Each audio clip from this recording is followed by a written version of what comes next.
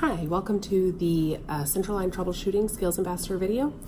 We're going to talk about some key concepts, and then I've got some things to show you so that you kind of understand how those techniques work, looking at the central line inside of a vessel and things like that. So to start with, I want to talk about when you get a central line that has an occlusion of some sort. Remember, you need to be able to flush a line and get positive blood return from a central line in order for it to be considered a patent. If you're able to flush the line but not able to get blood return, it's considered a partial occlusion, and we do need to address it, or you're going to end up with, a total occlusion in the near future if we don't address it right away, and you'll end up needing to TPA the line. Our goal is to minimize the amount of TPA that we're having to use,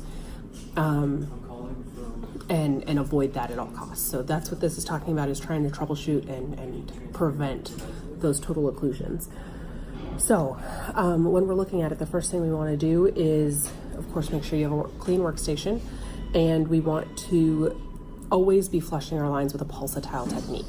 And that's what I want to show you with this central line here, so that you can see how that works to prevent occlusions in your lines. So first, I'm going to grab my hand sanitizer,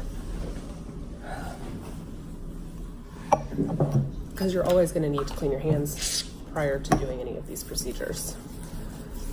Anytime we access a central line, we want to make sure our hands are clean.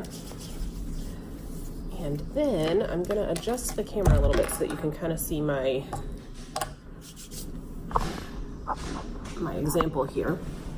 So this water bottle is representing a central line inside of a patient. So this is our vessel, and we're going to show you how this pulsatile technique works. Of course, I've cleaned my hands. I'm going to put on clean gloves. I've got my alcohol swab here and my normal saline. And I want to make sure you can see. Now you see that little blue dot there is the tip of my line. I'm going to scrub because I'm going to be accessing my central line. I'm going to scrub for 15 seconds. And then I'm going to dry for 15 seconds. That drying is actually what's killing off the bacteria. If your alcohol swab has not had that 15 seconds to dry, then you're not actually killing off the bacteria. So that's an important key to remember. I'm going to attach my sterile saline. Then I want you to watch. If I'm doing just a consistent flush and I've got something that's up against the vessel wall, it's not going to move it away from it. It's just going to flush the fluid through. So that's doing a nice, slow, steady flush. But if I start to do a pulsatile flush, you can see that line starts to move away from the vessel wall, and something as simple as this could reposition that line and keep it from becoming occluded by that vessel wall from that mechanical obstruction. So that affects one of the things that can cause obstruction in our central lines, because we have a couple of different things that are going to cause obstruction. So one, it can be a thrombosis. You've got a foreign thing inside your body, so your body's trying to fight it, you end up with a thrombosis. The other thing could be a precipitate from meds that maybe shouldn't have gone together through that central line. And of course, we can have malpositioning, which the pulsatile flush will help prevent. That line getting caught up against that vessel wall could actually push it away. And same with mechanical obstruction. So if you're just needing a little bit of a repositioning there. Now, of course, mechanical obstruction could also mean bending or kinking of the line underneath the dressing. It could be, right at the insertion site, that maybe that angle is just wrong, and so it's bending or kinking there.